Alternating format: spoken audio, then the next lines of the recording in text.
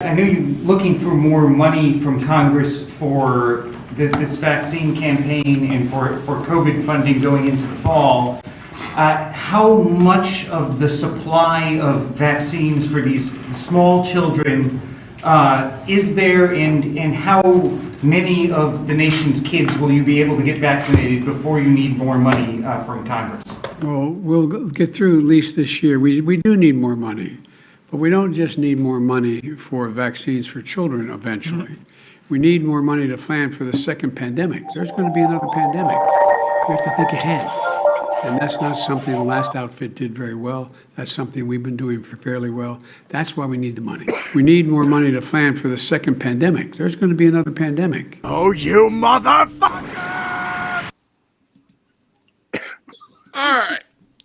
Hello, everybody, and welcome to Outlawed Thoughts. We're here with a whole gaggle of retards again, and we're going to go through everybody, let them intro themselves as usual, starting with Josh Halofka and on down the line. That's not politically correct. Gaggle of retard number one, Josh Halofka, Florida State and Region 2 Mises Caucus organizer. Happy to be here. On to the next one. That's I Shannon, guess that would be that's me. you. And then I'm number 2. Yes, you're Gaggle of retard number 2. Hi, my name is Shannon. What am I plugging, people? I don't need anything else to put. Hi, I'm so glad to be here. Hector is going to intro. I guess you go now, and then we'll go down the line now. Oh, all right. So I'll represent Shannon messes it up. I'll represent the non-retards here, and wish hello to everybody. It's good. It's always good to be in the presence of Josh. A whole lot of vodka, and of course whiskey and tea herself, Miss C.D. McRae. As you know, I'm the Flex it or Die candidate for running as a libertarian for Florida governor, and I'm here. I don't know why. Someone tell me why I'm here. This November, you have a choice at least. Thank you. Yes, yeah. we're gonna have an intro as to why we're here after everybody gives their names, because I don't want to have to go through it twice. All right. Well, what up, everybody? I'm Magoo in most of the chats. I guess my government name is Jim. I guess you can follow me on Twitter at Magoo_ITR, depending on how ridiculous this show goes. And I'm just the happiest poor retard you ever did meet. Take it away, Justin. Yeah, I'm Justin. I do the Fact Check This podcast as well as a morning show with a couple other retards that Slayton tends to enjoy our retarded content. So I am definitely well versed in the retardation. I don't know. Do I need to say anything else? Nah, you're good. CD. That covers it. CD. Oh, hey guys, I'm C.D. McRae. I, for one, am not a retard. I don't know about jokers, but you can make all the faces you want. She's a liar. She's a retard and a liar. One of us. One of us. I've never met these people before. I have no idea why I'm here. She just got a link in her email. It's like, let me click on this. Nigerian cash. Nigerian prince? Wait, what? I could use one of those. I could use this. Now she's ended up on this god. No, there was no money involved. It was just the Nigerian prince. A link, and I'm just naive enough to be like, hey, this sounds looks like fun. What else do I have to do? Anyway. Sounds like one of our past treasurers. It's okay. That's like one of your past treasures. I get that. I knew the joke. So I'm actually on here a lot on Outlawed Thoughts. YouTube channel, and me and Hector are here to I don't know, tell people why. I don't even have to guess whose dogs were barking, by the way, because this is a normal thing on his stream. This is a daily to bi-weekly occurrence. I want to see the goats. Here we go. I want to see the goats walking by. That's what I want. I just said I didn't even have to wonder who's had dogs barking, because this is like a weekly occurrence on your own show. It never fails. If I sit down to record something, they can be dead ass asleep as soon as I sit down to do something, we got to lose our shit. I should have put them outside before we even started. I should have known they wouldn't stay asleep. I should have known. They're worse than children. So, Kareem. Who's Kareem? Kareem, yes, Kareem. Yo, what is up? I am Kareem, state organizer with Mises Caucus in PA and host of the Essential Libertarians, co-host on here and co-host on Bridging the Divide with Daniel Betro. Let's do it. Awesome. And we're going to be talking, basically, the general topic today is the place libertarians have of running candidates, when they should be running candidates, just in general. But we're talking kind of in Florida is where it sparked the conversation, was Hector's decision to run in a state like Florida, where Ron DeSantis is also running. A Republican, but somebody who was is viewed as decent on a lot of issues. I guess everybody's going to have different opinions on this. So what I'm going to do is, I know that two people in particular had voiced their opinions on Twitter. That's Justin and Magoo. So I'm going to lay it over to those two first, and then I'll kind of talk about what they said, and then maybe pitch it off to somebody else to respond however we want to do it. Say we all Yes, this is why we're having this conversation, is because everybody is in the same circle, regardless of whether we disagree here. This isn't a formal debate where we're all going to beat up on each other. We're just talking about everybody's general ideas here. I was going to say that. I'm glad you said that, Shannon. I was going to say the same exact thing off the top if nobody else did. I'll say it again anyway because Shannon. No, yeah, nothing that is said on this podcast is a personal attack or anything like that. I don't like you any more or any less based on anything that happens in this episode. This is literally, if anything, if there's one way to look at it, it's this is the challenge that you should expect to receive because I know that it's already out there. This is literally, if anything, and if it can't come from friendlies, then, and if anything, it's, like when Joe Jorgensen went on the Patrick Bet-David show, one of the things that he grilled her on was, how many debates have you been in? Or when was the last debate you were in? And she basically said, not since 1980, whatever. And he said, well, my God, you should have had a team around you, hitting you with things like challenges from the other side, from your opponents, from detractors, at least so that you could be prepared if you were ever hit with something that is kind of contrary to what you are pushing. Maybe something that you haven't thought of. I'm not saying that I'm smart enough to come up with shit that everybody else hasn't thought of, but the goal in this is to at least have not even a mock trial, but just to air out things in long form better than with your thumbs on Twitter, where everybody reads it as though it's in all caps and it's to the most exaggerated ends of the earth, where it's saying, if I disagree with you, you're the stupidest person of all time and you don't deserve to breathe air. That's how things go on Twitter and in chats and all this other stuff. And that is not the goal of mine.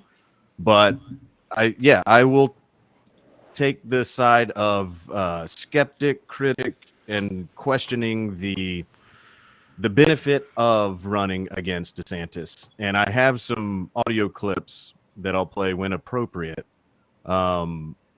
that kind of backs up where I'm coming from, as well as a shitload of people that are all on our side, quote unquote, or at least in our liberty camp. So that's all I was going to say, to just set the table for kind of where this is going in my mind anyway. Right. I agree. And one thing I'll add to that is I definitely think there's, and we discussed this before the stream, within even our own groups, I think this is a pretty an argued thing. This isn't something that's decided even within, say, the Mises Caucus or, say, the Libertarian Party's general membership. I think it's something that everybody is talking about, which is kind of why I think it's important to get everybody's opinions out. And I guess, Justin, you go ahead, and I think Shannon just popped back in. Shannon dropped. So you guys go ahead. Sorry, I'm going to deal with this. Yeah, I was like, I don't know that I've got necessarily anything additional to add to the kind of opener than what Jim already talked about. I am a former Mises Caucus supporter and state organizer here in Indiana. I don't dislike the Mises Caucus by any means, and I don't disagree with running libertarian candidates in certain positions. I question the intelligence of running a libertarian candidate in particular races where it's not going to result in a win, and it's only seems to serve the purpose of being identified as playing spoiler. So like for instance, Florida, Georgia, where you're putting yourself in a position that you're going to take in the view of the average voter. You're pulling votes from one side or the other, and honestly, on both sides, that's the way they're going to look at you. So you're not necessarily doing yourself any favors in that position, especially in some of these states where a lot of the complaints about current governors are not addressed by taking down that governor. They're addressed through legislature. They're addressed through actually winning winnable spots in the state where that you can make meaningful change on a state level. So that's kind of the basis and the premise of my. It's not that I don't think that you should run a candidate. It's that I don't think you should run a candidate in certain situations. And I would say that this year, Georgia, Florida, these are those situations that you have opportunities to do a lot more positive for your cause by not running a candidate in these spots and by focusing on other issues and other areas. Actually, well, I disagree for one reason. Do you guys know who Austin Peterson is? Has anybody seen his radio show? I see Magoo said yeah, and CD said yeah. Okay, well, he wrote a really good article. I'll get to the gist of it. Dave can beat Goliath, but sometimes in the political arena, you can be seen as, taking votes. And I heard that, and people got mad at me, ironically, when Biden won because they said, oh, it's your fault. And I said, it wasn't the Democrats. It was me voting for Joe Jorgensen that got you. And they didn't really have a response. And I doubled down and I held to my guns. So you can win politically. But here's another thing. There are some issues that have not been addressed. I've looked at, I don't live in Florida, but I've looked at some of Josh posts. I looked at Daniel Liberty, who was a Mises Caucus member before. And I think outside of the lockdowns, there's some legitimate complaints about DeSantis, particularly in his Second Amendment, open carry.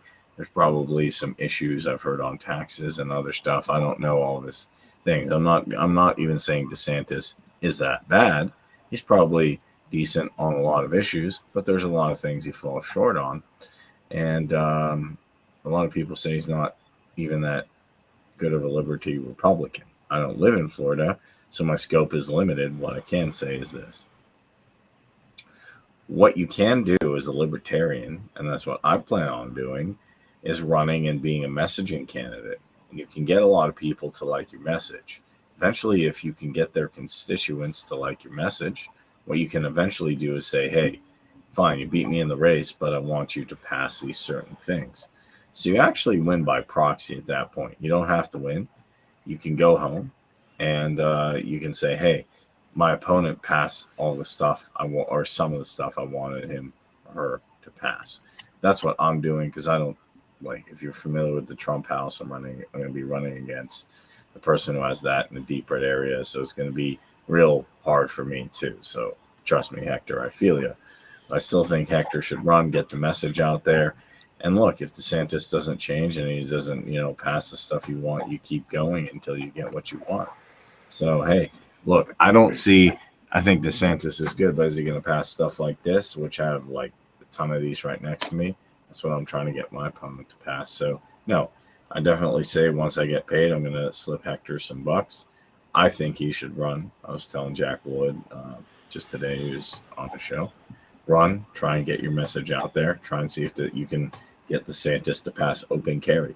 Well, getting rid of property taxes, if that exists.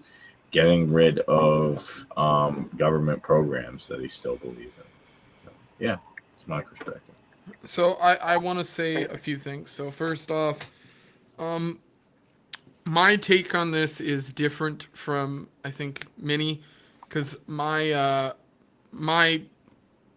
personal perspective is different from, say, the majority of the Mises Caucus, I would argue. It is my perspective that the affiliates exist to do primarily two things. That's to grow the national party and the affiliate at the same time. So that's by bringing in new membership, advertising, doing all those things. And then secondly, to run candidates, because that is ultimately what the political wing of the Libertarian Party is. That's getting involved in politics and running candidates. Now, some people disagree with me. They don't think that it's mandatory that an affiliate runs a candidate if they can. I have said multiple times I kind of disagree with this. Because to me, the Libertarian Party's entire existence politically is to run candidates. If that is the purpose, then I don't see the need in not. I understand where you could be worried about pulling too many votes from, say, a Republican side or a Democrat side, which may sway a decision in the election. But I don't think that's actually at risk here. And I don't know if anybody actually thinks it is, and maybe they can voice their opinions on that. But I don't see any reason to believe that a Libertarian candidate like Hector or anybody else at this point in Florida is going to steal enough votes from either side to affect the race. What I think it does do is it gives an educational point so that other Libertarians in Florida can point to somebody they have running in the race. I think it's good because it allows people to go to events and talk to people and maybe bring some people over from the left and the right who are looking at DeSantis and going, hey, he was good on the lockdowns later, obviously, but these other issues like constitutional carry and things he wasn't satisfactory on, so I want to find somebody better. I do think even if you think there's a couple hundred people in the Democratic and Republican side in Florida who think that way, then that's enough to make it worth it. You're going to bring over people to the party and grow, and that to me is the ultimate goal. I know that there's probably disagreements on that and everything, but I want to move over to, I guess, CD. I'll let you kind of say what your opinion is, and then we'll let Justin and Magoo kind of respond to what was said by the three of us. And then we'll do the other three on the next pass around. I'm trying to figure out how to space it out. It's kind of difficult, so we're going to do it this way. That'll work. So far, so good. You're doing a good job, Lee. Don't worry about it. Okay, so I think it's funny that Justin opened his whole thing with he's questioning the intelligence of people who want to run. I just want to say I don't think it's for lack of intelligence, Justin, for people to want to run an L candidate on a ballot. And then so I would like to know, whenever you guys respond, especially from Justin, address through legislature. That's what you said. So what exactly do you think that could be better addressed through the legislature with LP dollars? That's a good question. That couldn't be addressed through a messaging campaign from a governor's race. And then change on the state level. That's what this is. That's what this is. It's just a change on the state level as far as if you were to go the legislature route underneath a DeSantis, then you're that's no more promising than what Hector's doing. Because that would mean that, whatever you're doing, you have to whatever they're proposing has to go through him too, which he can veto. So I don't understand how Hector having a message of DeSantis, like not even saying DeSantis is good, saying that DeSantis has failed the people of Florida multiple times and be able to address it that way, as opposed to maybe proposing bills that'll never even fucking see committee. So I have that. And then I also would say that the LP of Florida has not just a reason for existing, but a fiduciary responsibility to its donors to run L candidates on every ballot in which L's have access to. That's what they pay for. That's what they want to see. So if we don't have an L on the ballot, I don't care if DeSantis has the ability to wave a magic wand and I don't know, I don't know. But he doesn't.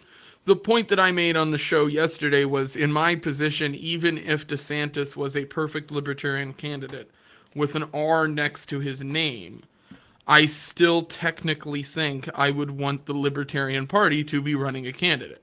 Just like I said on the show last nightly, that even in the state of Texas, when they are, if Ron Paul was running with an R next to his name, right, and that was your point, right? Okay, yeah. To have an L candidate on the ballot, right? That's their job. Can I address that immediately?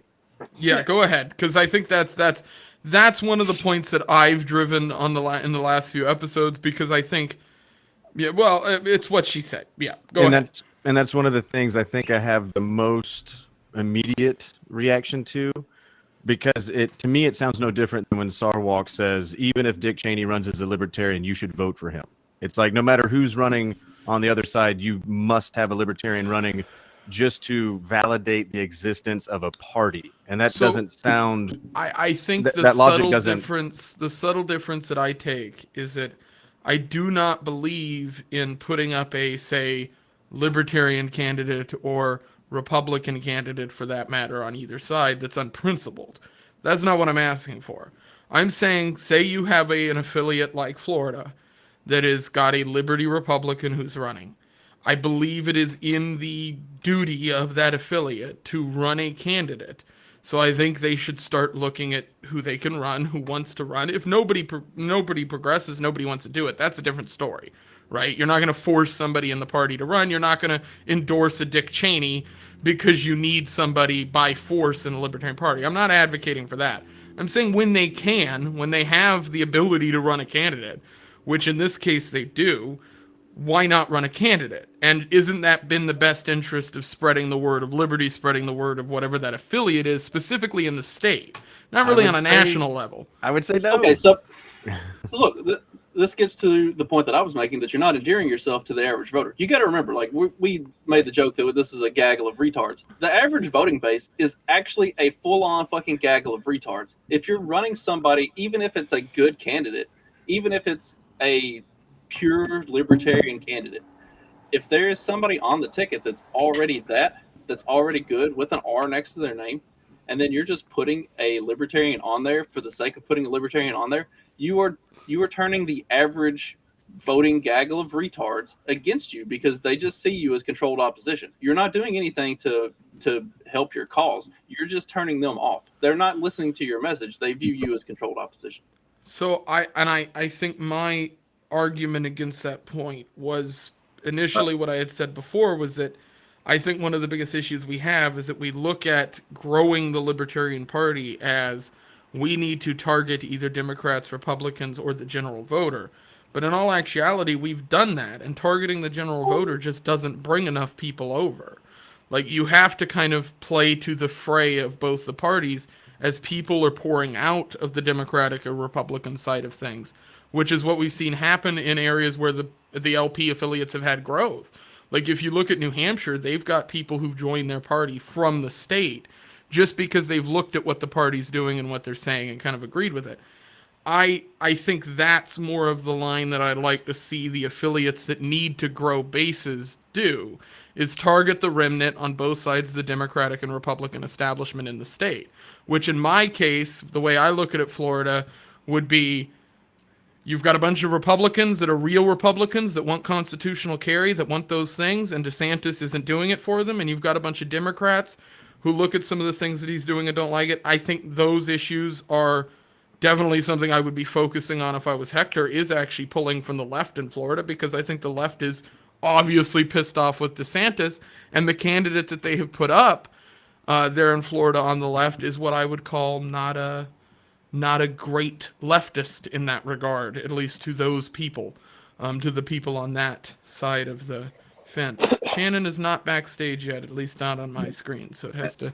And here's one thing too: is if you let people run unopposed, that's actually incentivizing monopoly behavior. Because if I know I can run unopposed, I know if I can do me, libertarian and cap. I know technically if I can do anything unopposed, whatever it is, I would eventually abuse it. Not because, some irrational thing, just because it's like the ring of power. If I gave any, and I would even say that to the best libertarian, you gave that a monopoly on anything. You give me a monopoly on podcasting, I get like drunk every episode and cuss people out. Why? So you'd be me? Yeah, it'd be you. Or me? Or Josh? Yeah. So actually, speaking of that, I don't smoke weed though, but fair enough. But yeah, also there was and I'm trying to hit my other co-host up, Danny. He told me a story about a guy who was wrongly convicted of something. This was on Joe Rogan. I didn't watch the episode, and he did. And apparently, if someone can help me out here, DeSantis did not pardon this guy, and he knew he was innocent. I cannot think of it. I do remember hearing something about that on Libertarian Posts, but I'm not going to bring it up because I don't have like stuff in front of me. I know we haven't heard from Josh or Hector since we started going. Go ahead. I would like to hear. I wanted them to kind of hear both the general arguments because I think they're both the people that'll have probably fierier opinions on this. So I'm going to pass it over to Josh. We'll go with you first. All right. So I want to start because I want to give perspective on a few things. First and foremost, I want to address the idea that the LP is, the LPF or LP Florida is running a candidate. The LPF is not running a candidate for governor. It's not running one for Senate or Congress. The LPF doesn't run candidates, technically speaking.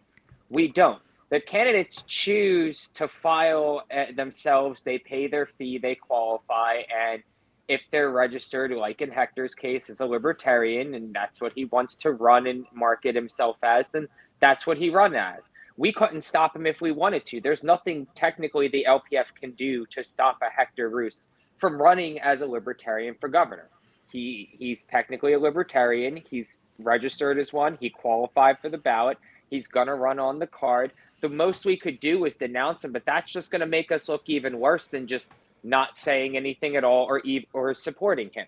Now, give a little perspective on the last time we did run a governor candidate. It was 2014. You had Rick Scott going up against Charlie Crist, and Adrian Wiley pulled 3.75% of the votes here in Florida. Not bad, right? I would say probably a good majority of them were people on the Democrat side. Like, people were abundantly shocked that Charlie Crist lost to Rick Scott. Rick Scott was kind of an unknown at the time here in Florida. Nobody really knew who he was. He was just some random guy the Republicans put up. Rick Scott won because we had run Adrian Wiley. And Adrian Wiley sucked votes away from the Democratic candidate.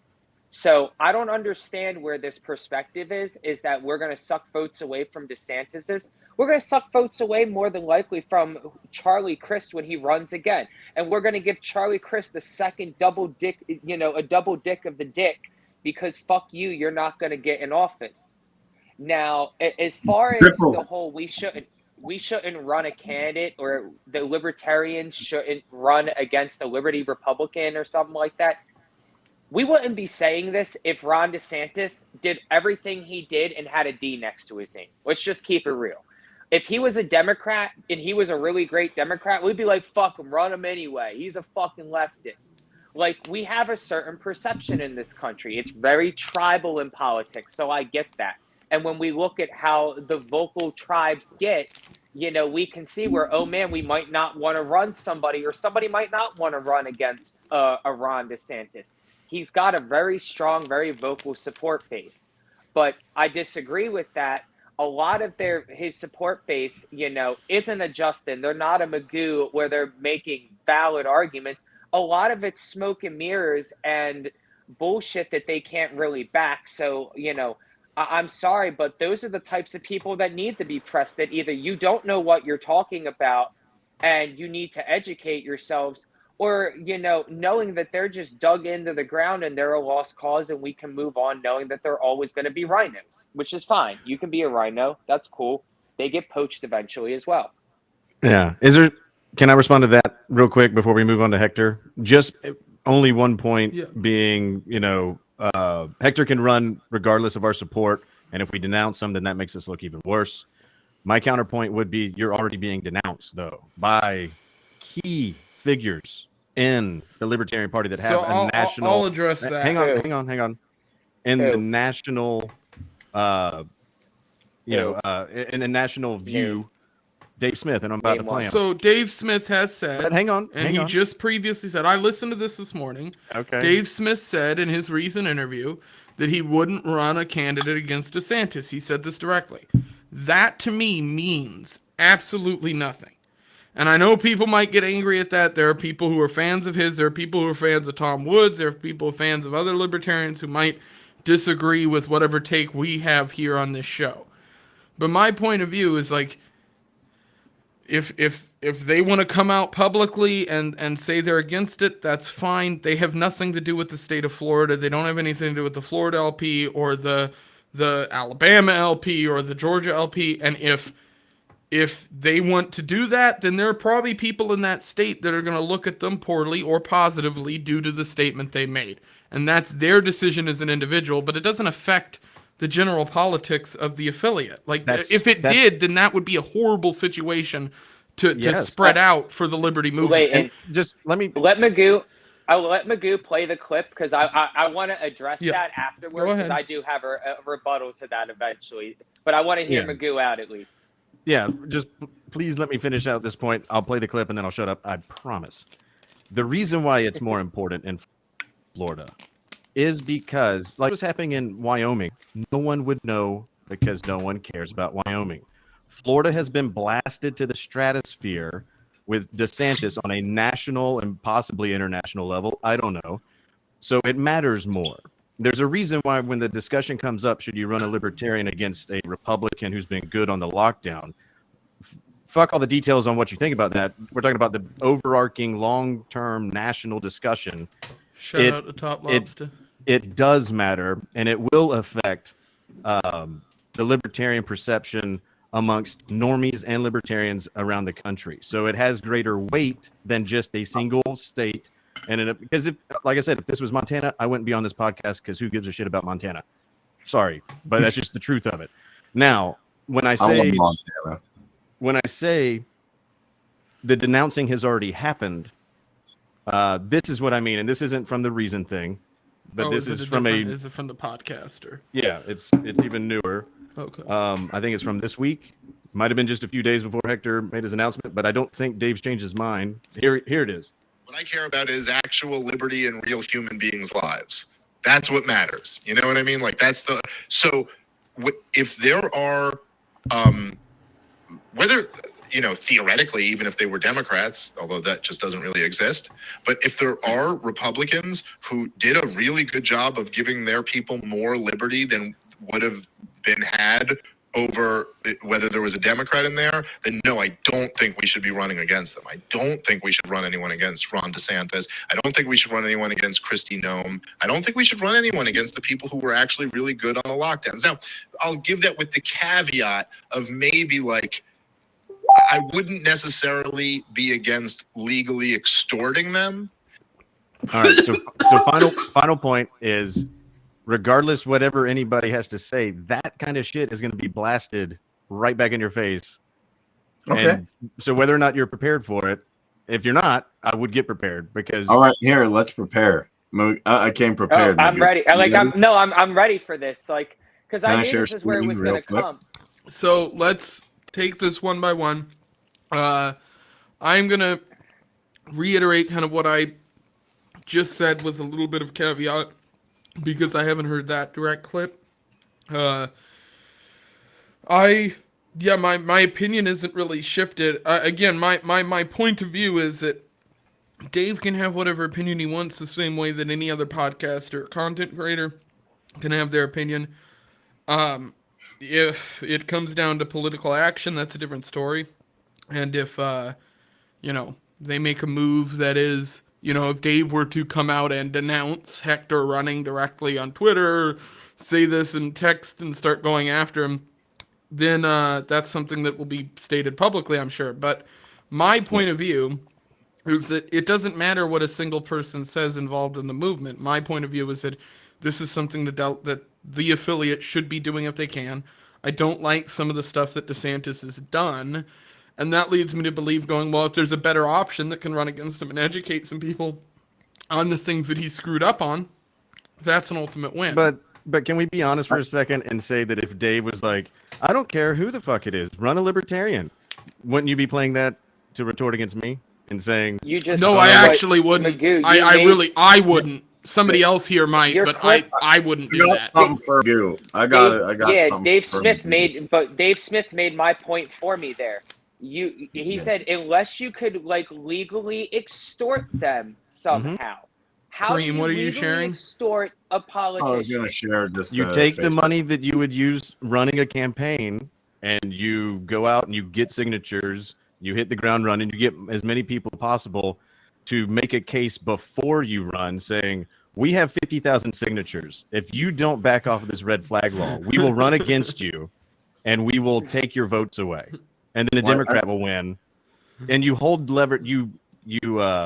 you extort them that way. You don't run, then lose, and then make your point. Especially this late in the game. You're telling. You go ahead. Sorry.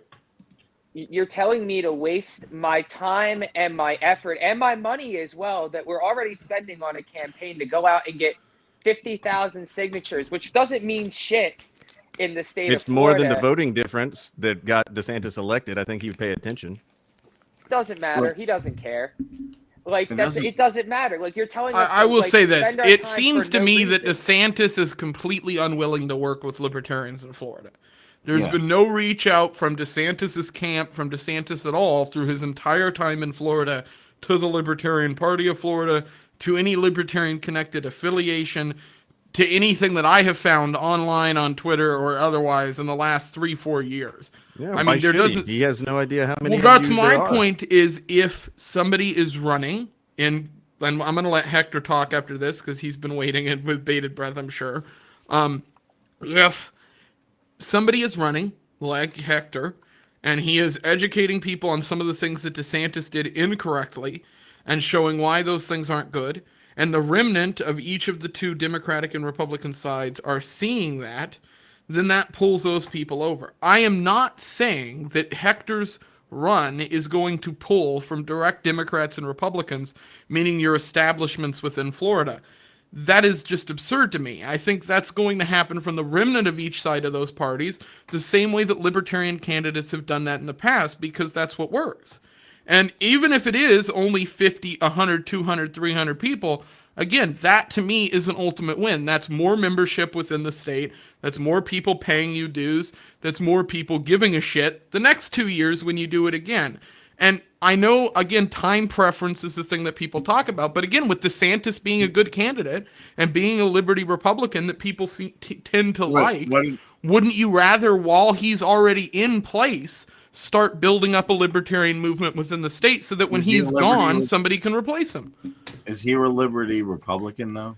I think I would call him a loose Liberty Republican. I don't consider him the Liberty Republican in the same sense that I do, say, some of the other even governors who handled COVID. I know there's people like, is it Kristi Noem or whoever, who reacted in a, I think that's the name if I'm wrong, I'm sorry.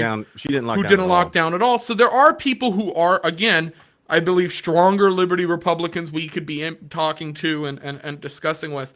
But that's just my take. I don't, again. Speaking of that, like Josh made the point that if DeSantis had a D next to his name, we wouldn't be talking about this. Name a Democrat governor that was even remotely in any way, shape, or form good on any of the COVID stuff. Well, and that would be another question. COVID's over. Rich puts through. I do agree with that. I don't think COVID is going to be a mainline issue going into midterms. I just don't. Yeah, Question all the DeSantis stands regardless. Do we not run Dave in 2024 if DeSantis is the 2024 presidential candidate? Does your logic different. expand? Totally I think it's different, for the record. I think you do too. Presidential is and even Dave has come out and said this. He's like, look, that's where you run a libertarian no matter what, because you're going after a national platform. Right. I think the inherent result, whether anybody wants to like it or not, Florida still kind of is acting like that. Like you're going against somebody who's super popular. The president is not going to, the people running for president aren't going to be popular. Well, it's kind of like Lobster says here. We run Dave over DeSantis. DeSantis is a disaster federally. He's pretty good on the state level. I think that would be the point that Magoo and Justin would probably prescribe to, which is that DeSantis on the federal level, we don't have experience with him. You have experience with him on the state level, so you can make the argument on the state level. It kind of falls apart on the federal level. Yeah, because if you're 35,000 votes the other direction, Florida's no different than California and New York, and you got a dirty commie Democrat governor, and everybody's moving to north instead of south. I'd agree with you on that. And I mean, and we don't need to go out and get petitions to show DeSantis what how many of us are out there. He just has to so that's the other thing that election. We got 223,000 votes in the state of Florida off of Adrian Wiley. He knows how strong our voting capacity is. He knows that we can probably pull at least 200,000 votes. So why wouldn't he give us what he wants? Why hasn't he forced his legislature to have a special session to have constitutional carry? Why hasn't he done open carry? Why hasn't he done decrim yet? Why hasn't he pushed Nikki Fried to start handing out those fucking, controlled or fucking concealed carry weapons permits when she was holding them up? Why did he let her put her stupid ass fucking face on the sticker and waste tons of taxpayer money on all the gas pumps? How good is DeSantis? Like, my fucking property taxes keep going up every year. Like, I get that's local, but why is his legislature not doing something to offset it? Because I don't think they're getting pressured. Politicians are just as good as they are under pressure, and I don't know if he's getting pressure because everyone's dick sucking him. But there's exactly. Our disagreement is how we to should go dick about suck pressure by not running a candidate. My main concerns with at all. my main issues against DeSantis are the red flag issue, which Rich brings up here. The taxes I have looked into to a certain extent economically. It does seem like there's not just one area where taxes have gone up in Florida. Like, it's multiple spaces. There's property tax, which has gone up. There's sales tax marginally in some areas that I was looking at. I might be wrong on this. That had gone up. Minimum wage. According to like 6 or 7 different districts within Florida or counties. So this gives me an opportunity to answer CD's direct question to me. How do you go about actually changing that stuff at the legislature level? Because you're not fixing any of that by running a throwaway campaign for governor. Like, that's not going to get their attention. They're not going to start looking at the red flag stuff. They're not going to look at property taxes. You've got 45 uncontested seats for state house and Congress, or state house and state Senate positions. These are all being run Republicans. No Democrat running on a single one of those tickets. So you've got the opportunity to pull 100% of the Democrat vote. Plus, you can run on the red flag stuff, property tax stuff, decriminalization stuff. You can hit on all of the things that these Republicans are bad on. And these aren't all incumbent Republicans. A lot of these are would be freshman congressmen for these positions. You run, you hit those races, then you get wins. You put people in seats. Then you're pressuring the legislature. Then they're taking you seriously. Running a throwaway campaign for governor, okay, they're not going to pay attention to that. If you're right, and DeSantis is at no risk of losing with a libertarian running for governor, then you've already established that you don't matter. Putting yourself in these races where that you can actually get wins, you can get in these in these seats, and you can start putting pressure from the inside, from the legislature itself. That's where you make changes. Like, we had a great libertarian candidate in 2024 here in Indiana. He got 14% of the vote. I think it was the highest percentage that a libertarian candidate had ever gotten for a governor's race anywhere.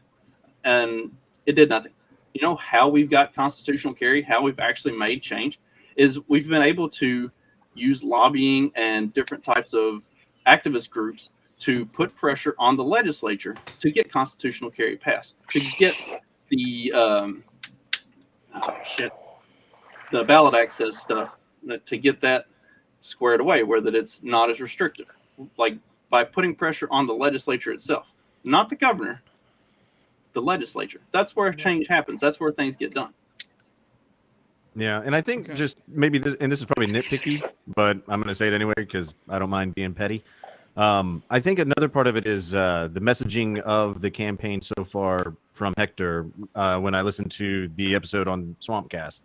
And I don't blame you for speaking as though, as governor or when I win. I know you have to have, I guess, some level of faith. So are you running to win, or are you running to push DeSantis to be more liberty-minded and to be able to get his ear? On that note, let's turn it over to Hector. You have the floor for the next bit. Go ahead and talk your piece, and you can debate it out with people for a bit. Sure. I appreciate it, Leighton. Leighton, this is you are proof that there is no such thing as too many libertarian podcasts. So I want to point out that something that Josh said earlier, that the issue of being a spoiler effect is not so clear. If that was the case, then we would have Charlie Crist wouldn't be running for governor for the third time, right? Over a period of 12 years. This is the fourth time? He's lost as an independent, a Republican, and a Democrat in the state of Florida for governor, Yes, and he's won once he's already as well. governor, so you're right. He's had 20 This years. is fifth time he's run for governor. You're right, because he won the first time. You're right. So here's the story. The reality is that Floridians are desperate. If you don't live in Florida, I'm going to tell you right now, Floridians are desperate. You're talking about an electorate that voted for Donald Trump by 3 points. By Florida standard, that's a landslide over the current incumbent. And at the same time, on the same ballot, they passed a minimum wage by 61% of the vote. Mm-hmm. Let that sink in for a second. Floridians are desperate. They know the cost of living has quadrupled over the past 10 years in Florida. So something that used to cost a two-bedroom apartment used to cost somewhere around $800 a month is now closer to $2,400. And I'm a licensed realtor as well. So I can tell you that trying to close on deals right now is very difficult, even with all the proper paperwork in place. It's much preferred to do cash deals. That's what it really comes down to at the end of the day. No one is talking about the average Floridian. And that is really what Dave Smith was referring to when you're talking about someone who has a great media game, but ultimately doesn't give a shit about the welfare of the general public of Florida and their immediate needs. That is someone who's completely out of touch. We have someone in the governor's mansion that cares more about the White House than they do about my house or the average Floridian's house. That's what it comes down to. That every other issue comes second actually to that one. And the reality is that COVID, the legislature in Florida has basically abandoned its duties for quite some time. I get the feeling in my humble opinion that when Marjorie Stoneman Douglas shooting happened, the massacre in Broward County at that high school, basically that in the middle of their legislative session, they stopped really giving a shit about doing their job. And at that point, they were, how can we resolve from going from crisis to crisis instead of doing their job? And it only hurt that you had people like Bloomberg come in with, $100 million in cash and start handing it out to people and really, really putting people to the test about what their real worth was. And a lot of people took the money. So the reality is that we've been living this far long, and that was actually in the previous governor. But I'll tell you one thing. What kind of impact can this election have right now? It's very clear and simple. You know what happened tonight? The first procedural vote that occurred in the U.S. Senate to cleared tonight for red flag laws. That's really what my initial. I woke up in chills last week, knowing that this was probably going to happen, and they were going to use the Florida tragedies and now a Texas tragedy to basically apply Florida's red flag laws to everybody else. But I can tell you that although it's a somber, what happened tonight with the vote is somber, because it went 62 votes in approving that. Not the final vote, but the procedural vote. The reality is that the two senators from Florida did not vote for it. And why? You had one who was the governor who signed the fucking thing into law, and the other guy is the one who's up for re-election. Why do you think they didn't vote for it? Because it's a losing position. Yep. Right here. Me and Dennis Misegoy are on the ballot, and we're promised to make red flag laws and wrap it around their necks. because that's what they planned to do with red flag laws in the beginning on everybody. That was the intent, right? All these laws at the end of the day, they all target minority opinion, minorities, political opposition. That's always what they're used for. Someone who's going to use the system against the general public. So about the other stuff, let's go to something more hopeful, right? What is this overall aspect we're doing? Let me tell you something. No one put me up to this. I really genuinely woke up in the middle of the night and said I couldn't sleep for 2 days and said, we don't have a candidate for this governor's race, and the reality is that we need one. So somebody on our state board would have had to step up, and I actually happened to be the chair of the candidates committee, and all of a sudden it only cost about $5,000 to get to qualify, and that was something I could afford. And I said, here we go. So it did help that a bunch of supporters really raised half that amount for me in about 30 hours. So I applaud everybody who actually helped me get there. Let me point out to something about Ron DeSantis for a second, because people get the wrong idea about his record on COVID. The reality is that he has one of the worst records on COVID.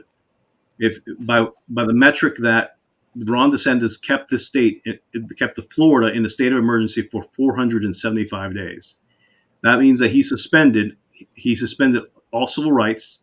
He even suspended the ability of the legislature to meet, because eventually we had a state of emergency. There is no provision in Florida law to actually cancel a governor's state of emergency. So he did it all on his own, a virtual dictatorship in Florida, while he was getting billions in dollars from the Biden administration.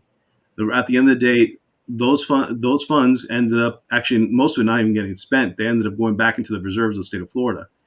But the reality is that he ran Florida for 475 days, virtually as a unitary dictator. I want to point out that is no governor ever in the history of the United States has ever had that much power, and should never have that much power again.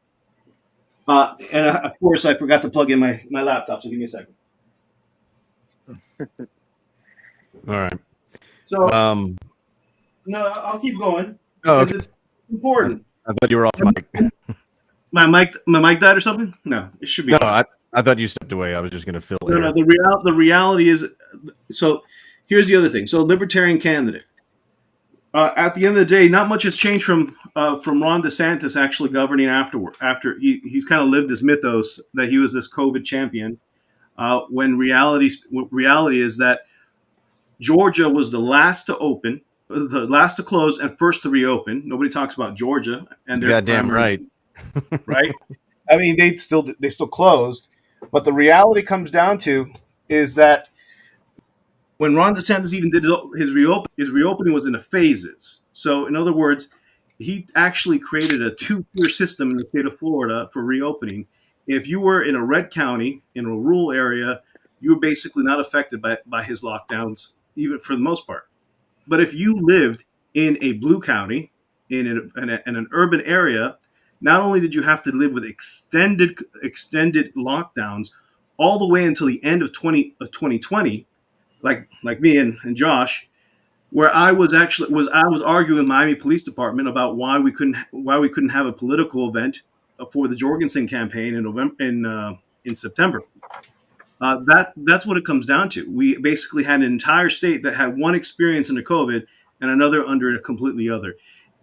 Fast forward into 2021, when the vaccinations were coming out, and you had all 8 public health systems actually obliging all their healthcare workers, their contractors, and the schools in those areas into either continued mask mandates a year later, or worse, vaccination mandates, or you lose your job.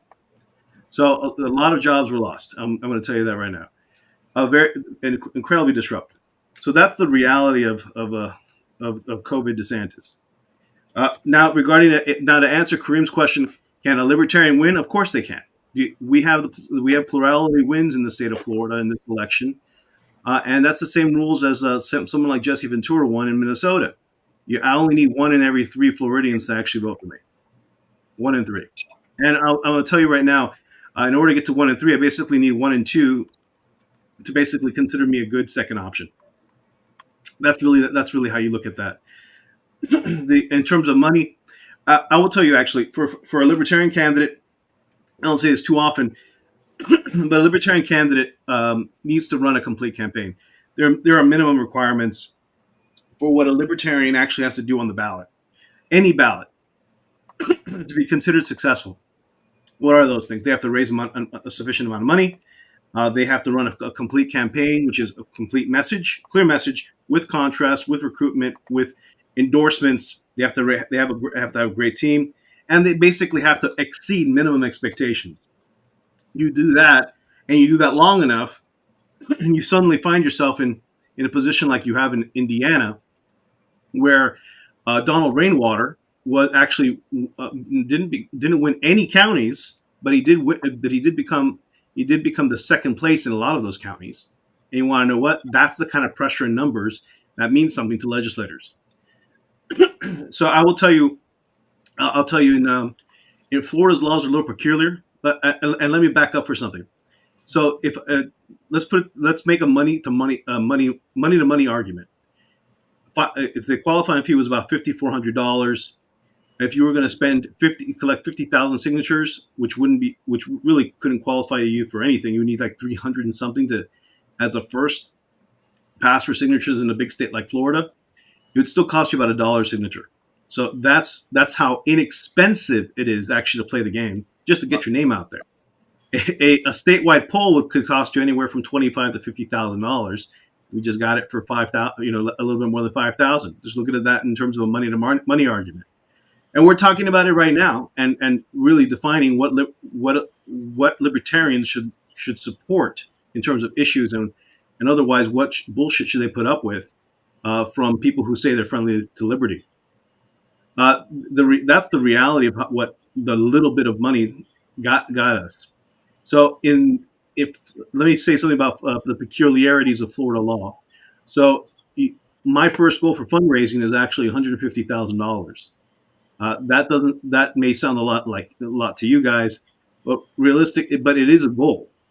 And once I get $150,000, there is a peculiar Florida law. There's something called public financing that actually kicks in the state of Florida. And as a libertarian, I'm still going to go for it because it is a relevant milestone in terms of fundraising. They actually give you 1-to-1 matches. So if I raise $150,000, automatically get $300,000, and the match continues from there. So with that amount, we can continue to compete in the election, continue to build media, and you can continue to build a force that will continue. And heck, the worst outcome that could happen is I win. The second best thing is that the second other outcome is DeSantis wins, and he goes and runs for president anyway in 2024, and there's another runoff special election in just 2 years, which I promise to be there for. Mm-hmm. Question. Meanwhile, we're building up the party, building up the brand, and there's no question that's a lot easier to do than trying to do that through bureaucracy and through permission asking and hand holding. Right. I want to address Todd, who was saying the trans. Once again, I fled from a place that was actually bad on COVID. You no clue what the fuck you're talking about. So I want to say first off that my point of view. In November. Remember that Top's a wonderful guy. He's full of shit, and I love him for it. But he just got here, and he enjoyed it way after it was really bad in Florida. Right. So I will say this. I personally went to Florida a few times in the last year and a half or so. The first time I went, Florida sucked. There was most of the stuff that I tried to go to was closed. There was seating restrictions in some of the places that I went to. And it was irritating, definitely. It wasn't until shortly after that I saw COVID things lifting up. But I want to put into perspective one thing. I am looking at this from the perspective of a libertarian. And so because of that, I don't want any COVID restrictions. So when we say things like, well, New York was bad on COVID, or California was bad on COVID. Well, yes, they were. But they were bad on COVID in comparison to the best states, which you could say was Kristi Noem, DeSantis, whoever, right? I'm not comparing it to that. I'm comparing it to libertarianism and the fact that I don't believe the government should have the ability to put people under lockdown in the first place. 100%. And so you're comparing it to a fantasy that doesn't exist. Like, well, it does exist. It does exist because there are politicians. There are politicians. There are politicians. There's not a governor that didn't lock down. There are politicians, regardless of whether they were libertarian, did carry that idea. For instance, you can look at somebody like Kristi Noem, who did not lock down, right? We can say she handled COVID, that issue, sort of like a libertarian, because her point of view was, we're not going to lock down the state. We're not going to put those restrictions in place on people. DeSantis didn't do that. He did put those restrictions in place. And so from a libertarian perspective, that's unprincipled. Now, you can be willing to vote for that person still, and that's fine. I don't do that. That's my own personal views, and that's just how I enact myself politically. What's this? I also think too. But see, then with that, what you're going to say with Kristi Noem is that, okay, well, she was perfect on COVID, but you're not going to vote for her because she's bad on marijuana, or like you're right. You that's how that works. So we can put up a candidate who has our values and put weight behind that candidate, and then that candidate educates people and brings people over to the movement. Or for the money you spend on that candidate, you can spend that much money running half a dozen or even a dozen candidates for state legislature positions. And if people want to run for legislator, I don't see any reason why they can't set up campaigns and take donations. I don't think anybody here on this stream would say that isn't a good idea. Yeah, I mean, I would just say you're letting perfect be the enemy of like top 3 states in the country. Regardless if you think it could be done better, of course, every politician could do better. And I do remember that story about Tom Woods driving out. And Justin, can I just ask a question? Who's spending this time and resources exactly? Like when you say that, like you guys, do you mean like the LPF? Do you mean Hector specifically? Do you mean his supporters? Like who are you people exactly? Yes, the LPF. If the LPF isn't putting candidates in position to run for these open seats, then what's the purpose of the LPF? Right, but I think that was already covered. Is that the Libertarian Party that was of Florida already covered. It is was not covered the that one LPF putting doesn't forward do the that. candidate. So if it doesn't do that, then what's the purpose of the LPF? I mean, we've got 11 candidates running for different state House and Senate seats here in Indiana. And that's the Indiana Libertarian Party does that. They go find candidates, they find different seats that are winnable, and they put together races for that. If the LPF isn't doing that, then what's the purpose of the LPF? Mm-hmm.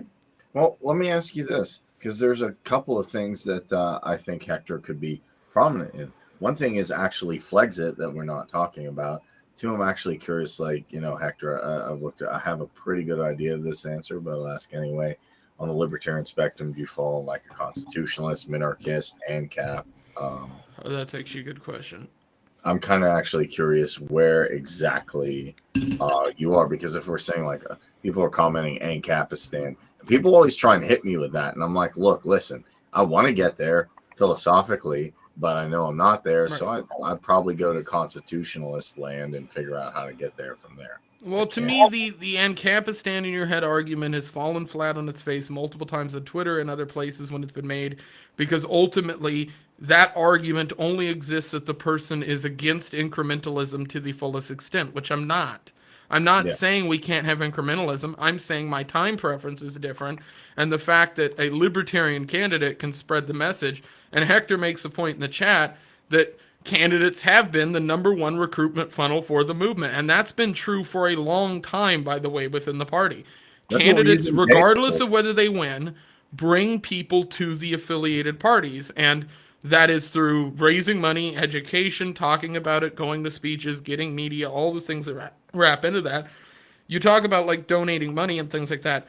Again, people giving money to Hector to make that $150,000 goal, to double it to $300,000, is not that much money. If you take into account how many people, say, are in Florida, how many people could come into the movement, that to me, the fundraising angle of things is one of the things people argue about on both sides that I've never understood. 9 times out of 10, the money that needs fundraised in these states that needs to be raised is not that high in the first place, and can be done with a good marketing strategy, can be done with a good social media campaign, and can be helped by Florida affiliates by pushing it out, because ultimately they see more affiliate, more membership coming their way. So even if they're not the one running the candidate, it might make sense at some point for them to throw support behind that candidate. Okay. Right. Let me reply to something I think Justin said about about why people are running for state office and how come not in Florida. Let me point out something. Actually, the rainwater campaign was a factor because you're able to see where his base support was. Those are locations that obviously you can build on with state legislative candidates in those areas. But fundamentally, I want to actually back up to something about myself, because it's not whether we talk about constitutionalists, minarchists, or ANCAP, anarcho-capitalists. The reality is that actually I've been doing this for 14 years. I actually, in the last year, I was the fundraising chair for the LPF, and we were on track of raising $100,000 there. So the reality is that I kind of know what I'm doing. I've had experience. I've actually been involved since in the Liberty Movement, in politics, in helping campaigns since 2007. So it comes down to I've actually won elections, so I know how to win these, and generally pick a small doable goal setting, basically goal setting. That's what it comes down to. And to Kareem's question regarding what approach would I say on an issues basis, I think right now we take it on a practical basis. It's still not obviously not compromising on our principles, but we do have to realize that, as I said before, Floridians are desperate. I said something about housing issues, but really we have a property. We have so many monopolies in the state of Florida over both property insurance, electricity, frankly, even on the roads. Right, the roads, that everything's that incredibly expensive because the reality is that no one wants to accept responsibility and do what it actually takes, which is open up the markets and give it back to the free market to resolve some of these questions, because clearly the politicians can't. They just want to keep throwing more and more money at things that aren't helping, and it's basically a dangerous spiral where more money gets justification for more taxes and vice versa, and just the funnel keeps increasing. In fact, I would say that over the last 20 years, the budget of the state of Florida has increased 800%. I mean, that's where we just passed it. We've been now in the last 2 years routinely passing $1 trillion budgets, and that's without COVID. So it comes down to it is, that's where is Florida going? Florida went from a low cost, kind of sleepy sort of state to going into a high cost state without the sustainable industries and commerce that like New York can benefit from. It's not sustainable, and the reality is that people, when economic crashes come, people are going to have a serious problem in Florida, and we haven't even started to see what it really looks like, because if anybody's been paying attention to the housing market, there is an enormous pent up demand, and what's holding it back right now is a ton of foreclosure cases and cases for removal for failure to pay rent, right? That are still working themselves through the courts, and they're all going to come out at once. So that is really the future that we're looking at. It's going to affect all the tax base of the state, and the politicians are not going to have an answer for that either. But there's except for let's make people suffer more for because they won't be able to find housing after that, because they won't be able to qualify, and there's no jobs to justify the increase in prices anyway. So I hope that answered the question. The reality of I'll take any other questions. Looks like Shannon's trying to say something. You're muted there or something. I think. Or your microphone isn't turned on. Your microphone isn't turned on. You're a boomer.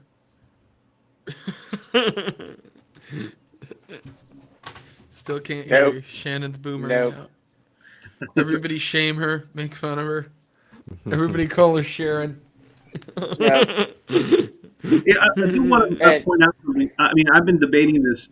One thing that we said on the Swampcast last, I don't know, a couple of days ago, whenever that was, that we are talking about the specific situations that come up and happen that we're talking about. If this was a year ago, we would be having a different conversation with DeSantis. Absolutely. But fast forward, we're seeing inflation pressures, we're seeing the cost of living, we're seeing the failure of the governor even just basically call for a special session to resolve the inflated and runaway costs of property insurance. Basically called it in April to happen in May, and then whoop, let's hope it just went in the memory hole and nobody's paying attention because it never happened. So these guys really are abject, horrible, people in terms of just absconding with their responsibilities for the people, and they're just, at the end of the day, the people are just suffering. I cannot say it enough that average people, not the top lobsters who can come in with their New York money and spend it here because they get basically 2-for-1 deals. No, it's true. Basically, they can come here and sell everything they have over there and buy it here for cheaper, and then they say, "Oh, life is great in Florida, but not for everybody else." Yeah. Well, I think. Well, and I think one thing that gets lost in the sauce. I honestly think if you got Hector on Dave Rubin for 20 to 30 minutes, he could open up a light to a lot of this because, hey, Dave just went to Florida. So, Shannon, is your microphone working now? You think Rubin's going to have on somebody to combat his buddy DeSantis? That's Dave, the thing. I don't think that's going to happen. Actually, no, if you go back to Miami, he's actually doing a show in Miami that I have to actually buy some tickets for. So, yeah. Definitely do that. Shannon, are you back? Nope, still boomered out. Okay. All right. While she's figuring out what. Oh, okay, Magoo, you go ahead. I was just gonna say real quickly. Sorry, CD. While she's figuring out how to unboomer the internet, I just want to address Hector's rose-colored glasses of outcomes. Worst case scenario, he wins. We all know that's not gonna happen. Second worst scenario is he grows the liberty movement or libertarian, donor base in Florida. And all is well. But I think nothing but love, Shannon. But I think you're missing out one major actual potential outcome, and that is the fact that you actually are successful in obtaining enough votes to actually jeopardize what direction this election goes in. And to Top Lobster's credit, everything he's been saying, then you will fully find out how shitty Florida can be. It'll be no different than where he just left. And then it'll be, okay, now was it worth it? Was it worth jeopardizing the potential outcome of the election to go to a Democrat? Right. For 10,000 new members or whatever it might be? I have a way of addressing this, and I don't know if it's going to be different than anybody else's. How about that? I have an actual way. And so in Florida, we have someone named Nikki Fried. So Nikki Fried is the current and last Democrat to win statewide office in Florida. She serves as the Commissioner of Agriculture. They're in charge. That office is in charge of things like concealed weapons permits, medical marijuana cards, obviously licensing for marijuana dispensaries and for grow permits. The reality comes down that the Democrat, there hasn't been a statewide Democrat who's won an election in Florida in over 10 years since her. And when it comes down to it is that what did the Republican legislature do to this executive official? They basically tried to do is legislate all around them, took as much authority away from their office as possible. And so my answer to you is basically they're going to do the same thing they did to her to a governor. They'll simply come in and restrict the powers of the governor because in Florida we have a strong legislature, actually modeled very much so in our U.S. Congress, right? We have a strong legislature here that can essentially run. If it really wanted to do what it needed to do in Florida, it would limit the powers of the Democratic governor. And there's the advantage Republicans have in the state legislature is massive. They have super majorities at this point in both houses. So again, why doesn't it make more sense to run for those legislature positions and affect change from the inside in that way? So I want to address this one more time, because I understand what Justin's saying. Like, I get your argument. Like, it does make sense to me logically for the Florida Libertarian Party to be running people for legislation and for that exact purpose, and to put stress on the people who are making those decisions. I just don't see why you can't do both. And if the reason is funding, then I would say, well, the difference is the Florida Libertarian Party, like, again, isn't putting forward candidates in the way of funding. That's something they do independently on their own. They've got to run fundraisers, social media accounts, that whole thing. So there's no reason why 15 people tomorrow couldn't be running for those legislation spots. To me, the reason that's not happening is because there just doesn't seem to be the drive in Florida to do that. And that is and I agree with both of you that if that's the case, and maybe Josh can speak on that because he's involved in the Florida LP a lot, he can tell me why that isn't happening or why that didn't happen, because it is my point of view that you're right on that fact. Like, they should be doing that.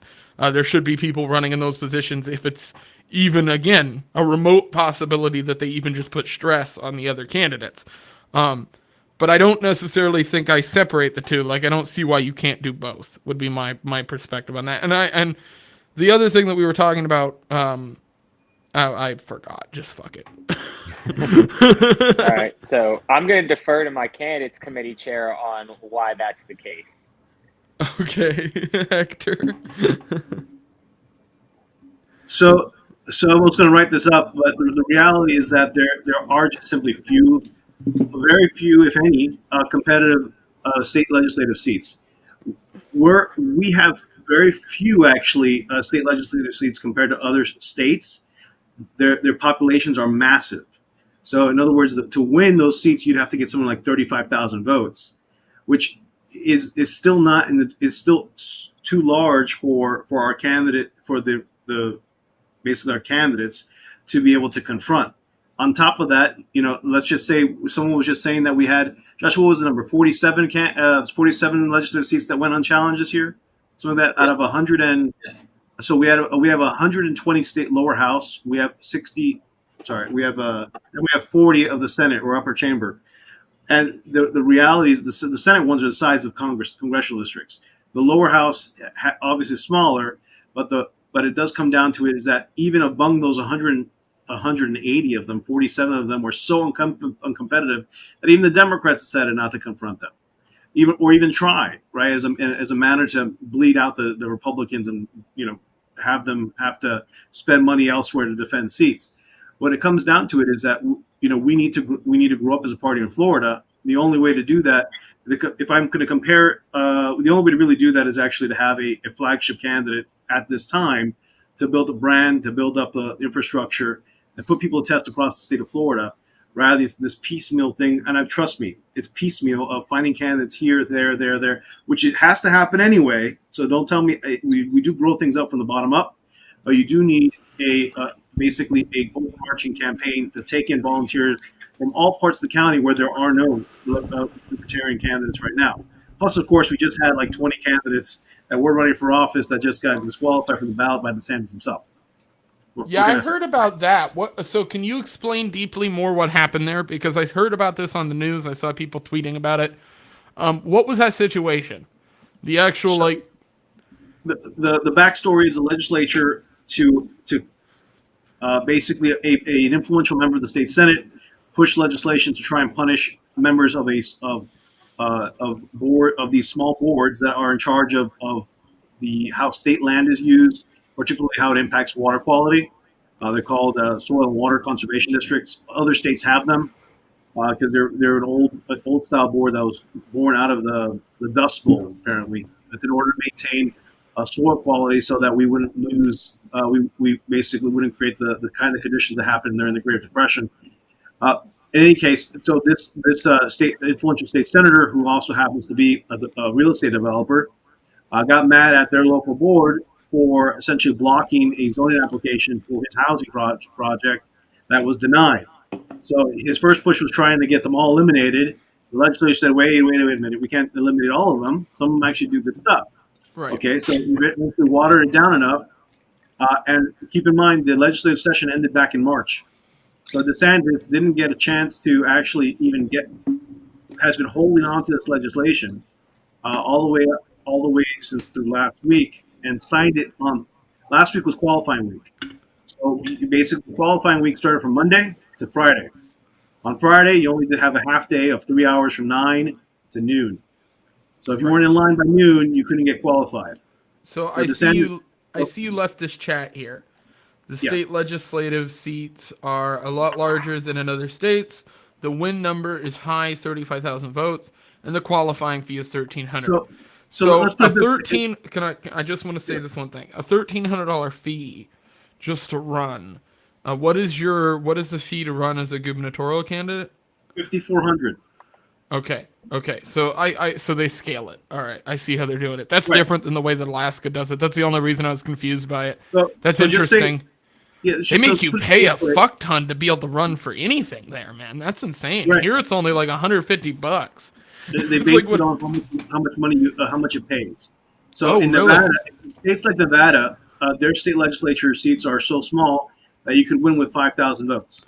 So this is separate from the debate. I know that's a tangent thing, but I just didn't know that. So let me go back to this legislation. So during qualifying week, you have these 5 days to qualify and a half day on Friday. DeSantis signs it Thursday afternoon. It's published on these websites of supervisors of election across the counties. No one's informed of it. They kind of find out on that Friday morning, and everyone's told you have to make it here in 3 hours or you're disqualified.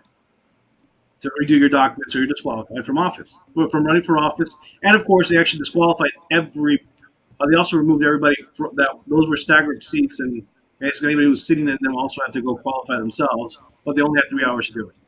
So, we call, this obviously a discriminatory practice. It violates the U.S. and Florida Constitution. And frankly, it's something that it's more of the tone deafness of the governor thinking that he can appease somebody by stepping on people while he's running for re-election. So it's kind of, that's the other thing about, the governor. He's been, in DeSantis, he's been tone deaf. And what it comes down to is that, if he's not willing to stand up, if he's willing to go out of his way to appease just one state senator, what's he going to, how much more transactional can he really be when things are really important come around? Right. So I think a good kind of space to take it in now is, I guess, we all have gotten our general opinions out there. I think we all know kind of where everybody's headspace is at. I guess what is an area, Magoo or Justin, where you think we could kind of lean into this something else to talk about if there's a different kind of angle in the conversation you want to go in? If nothing else, I'll at least, I guess, make an informal closing argument. And it's not that I had any doubt that Hector can run on issues that we all agree on, and that he wouldn't be able to make a good case for that, because obviously he's talking about, people currently in power and they all fucking suck. The difference is some people just suck so far worse, and that's unquestionable after COVID. I know that, just holding people to a COVID standard is not, what people want to stay on, but it's what the voting public will be voting on, like it or not.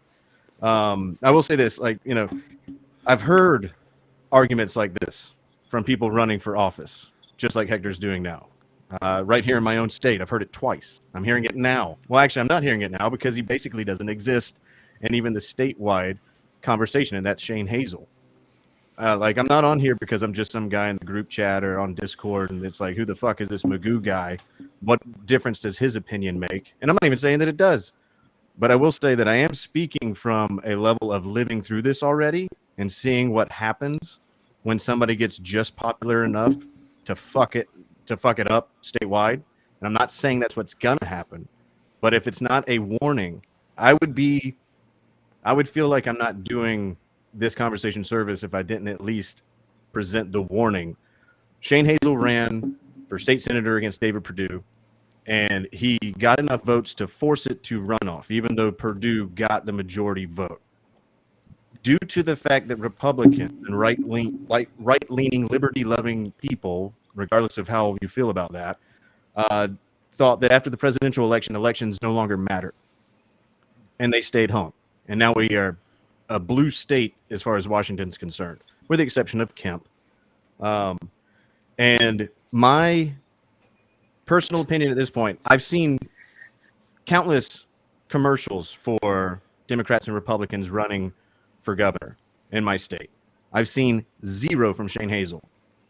I don't know what he's doing, and I don't know how much the party is growing. Yeah, I've seen 2,000 Mules. It's horse shit. Yeah, I thought a lot of 2,000 Mules was kind of wonky, if I'm being honest. I saw that movie. I saw it just a few days ago. But I will say this. I like Shane. I like his principles. I like his message. The problem is the amount of people necessary to make it worth its shit don't even know who he is. They don't care. They never will. So I want to make the level. I just want to round this out. Please. Right. Okay. Sorry. The level of fuck Stacey Abrams that I and all of my friends, none of my friends share my political ideologies. They don't give a flying shit about libertarianism or libertarian candidates, and they never will. Their fuck Stacey Abrams is orders of magnitude higher than vote gold. Right. And there's nothing that has been said by any libertarian candidate, at least here in Georgia, that will sway that. And I would hope that Shane Hazel stops running, because I swear to God, if we get Stacey Abrams, we're going to be no different than if Florida was run by a Democrat, or New York or California, and it's only going to make things inevitably worse. And the Libertarian Party will still incrementally grow based on what Dave Smith does over what any guy does in any state. That's my opinion. I know that there's going to be, some counter arguments. So I know the top 3 people are probably going to want to talk on this issue on the top of the screen, but I want to say one thing, which is Shane Hazel's run. I've been looking into a lot. I hope to have him on the show here soon to talk about this exact topic and kind of go more in depth into it. I'm lucky enough that he actually follows me, so I have a way of actually DMing the dude. My point of view is, and I guess I'll lay this out there for you both, Justin and Magoo, to give me a reaction on. But when we look at Florida, when I look at all these other states, they're typically broken down into counties or boroughs. And what I saw happen over parishes in Louisiana. Right. Oh, I didn't even know that. Is that how it's actually done? Yeah. Oh, that's interesting. Okay, yeah. In Alaska, we have boroughs. So then everybody goes, oh, it's a borough. And then I say borough on Twitter, and people are like, what's that? It's like a county. I was trying to rep the boot while you were gone. Yeah. So basically, here in my state, for instance, we have a bunch of conservatives that mostly control the government system here, right? But there are cities in my state and certain boroughs where they were deeply left. And when the COVID thing happened, those boroughs, including the one that I live in, all went into a lockdown status. It didn't matter who the governor was. It didn't matter who was in the legislature. It didn't matter anything like that. It mattered who was in control of that specific county, that specific area. Now, the legislator or the governor could have stopped it, but they didn't. Because if they did, they would have lost votes from one side of the race, either Democrats or Republicans. So I look at something like Shane Hazel, where people go, well, him running puts this other Democrat that we hate in power. And my response has always been, well, regardless of whether the Democrat or Republican is in power, those counties in different areas of the state are going to react the same way no matter what. Now, maybe I'm wrong there, and I'm saying something I don't see. But to me, okay, say you have a Democrat in control of your state, he's the governor, and that's the situation. Well, Buttfuck County can still implement lockdowns and all that stuff, and the governor isn't doing anything to stop it. Now, they can put out a blanket statement, they can put out a way of actually making it so those counties can no longer do that, but that just isn't happening, even in the most right-leaning states. So to me, I'm like, I don't see where the benefit is of having either the Democrat or Republican in, if ultimately those boroughs, counties, affiliates are all going to react the same. It changes on the national scale, for sure. But I just don't see how it affects it as much on the state-to-state level, because I looked at all these states that had liberals in charge, and there were tons of conservative counties. Like even in California, for instance, there were areas that said, well, we're just not going to do this. We're not going to lock down. We're not going to go through this whole thing. And those places stayed unlocked down. They made the news, and those people in charge of those cities were trashed, but it did exist. From my knowledge, that existed to some extent in New York as well. There were areas in New York that didn't, or not New York, but outside of New York City, that didn't lock down as much as the government would have liked them to, because that county or that affiliate or that borough was like, fuck you guys, it doesn't matter. So would that cease to exist if the Democrat was in power there, or if the Republican was in power there, or was that still going to continue on as I see it? I'll say this, only speaking for Georgia, and I'm, obviously we can see the comments. The sins of the GOP placed on the LP. Yeah, you're damn right in Georgia, because had Shane not run, it wouldn't have gone to a runoff. We wouldn't even be talking about it. So my question to you is, if he runs like he did, and it goes to a runoff, and the Democrat wins, is that Shane's fault? And if so, what is the actual repercussions different compared to if the Republican had won as far as COVID goes within those boroughs, counties, and different affiliates? Like, well, I'll tell you what the repercussion actually is. It's a decrease of libertarian voters in that state. Like me. Okay. I voted for Gary Johnson in 2016. I voted for Shane Hazel in 2020. I didn't in the runoff, obviously, because he wasn't a part of it. But I will not be voting for Shane Hazel. I will not take that risk to be under the thumb of Stacey Abrams. With all of the problems I have with Brian Kemp. And there's good things that can actually be said in counter to Florida. That I love that Florida got all the press.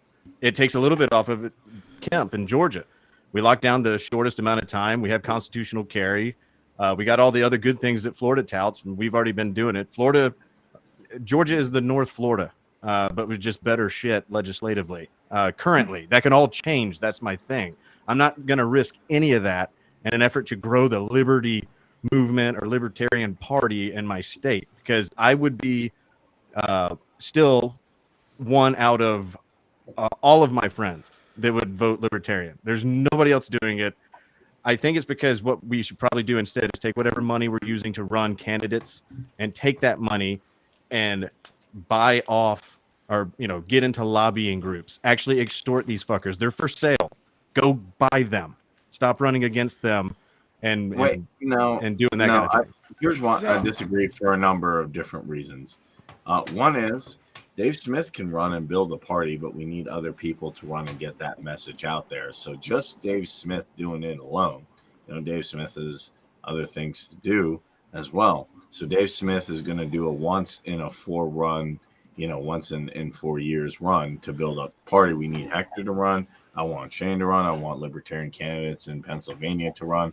We need people to go out and run to get this message out and get people excited about it.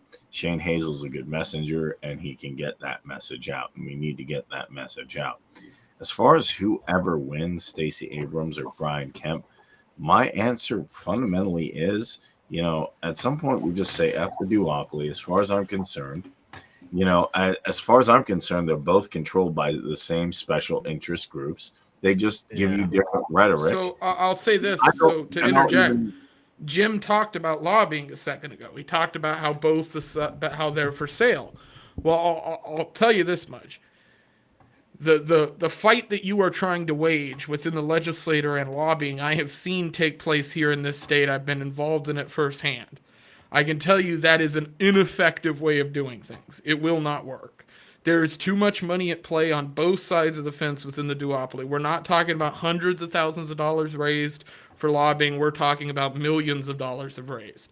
It's the entire reason we have constitutional carry in Indiana now. I don't disagree with you. I don't disagree with you. Lobbying on that scale works because in Indiana you had a base that were asking for it. You had a donation base. You have certain Georgia things that Gun Owners that don't Association single-handedly got constitutional carry passed. I'm not disagreeing with any of that. I agree with that. It's how that happens. It happens because you target something that already has an existed base. That you have a group of people in your state that want that are willing to lobby for it and pay into it. That's a different scenario. What I'm specifically referring to is states like Florida, where you have legitimate contention against constitutional carry. There are some people who dislike the idea of it getting passed. So lobbying against those interests becomes virtually impossible. The Republicans are against you passing constitutional carry. The Democrats are against you passing constitutional carry. How are you going to lobby against that financially? That's the problem. You're not. There's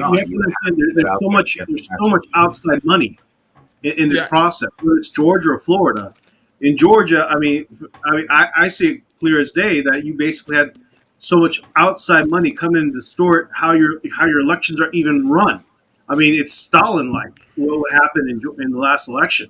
It had nothing to really do with Shane. Same, because those laws didn't exist in Florida. They weren't able to change the laws like they did in Georgia and other states. But in Georgia, and I don't know, I'm not super knowledgeable on Shane's run. Like, for instance, I know him as a person. I know how he is as a person. I've talked to him a few times. But as far as his actual, like, political run, like, from what I saw from the outside, I was kind of excited by what he did. Because for me, I look at it as the Democrat establishment and the Republican establishment in that state, no matter what, regardless of who wins at the end of the day and the outcome, took notice of what he did. Right. And they certainly took notice of the affiliate that he had. They took notice of the party he was affiliated with. And I guarantee you, on both sides of the fence, they had meetings discussing how to deal with this next time. Or how are we going to placate to the libertarians to talk to them? I can tell you with 100% confidence he's a non-factor. Okay, you know what? Here, can I ask what his percentage was? What was his percentage? Throw one more thing I'd have to pull it up.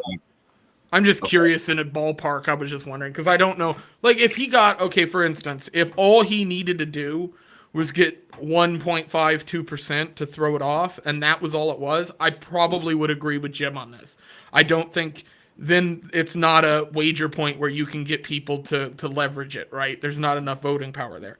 But if he had anything above 5% of the total vote, well then yeah, I don't care whether we think they didn't or think they did. Somebody definitely sat down and had a discussion with those parties about who this person was, about what the party was about. I mean, that would happen with somebody who got a smaller percentage. So St. Hazel candidate connection 2.3 out of, so he got 115,000 votes in his state.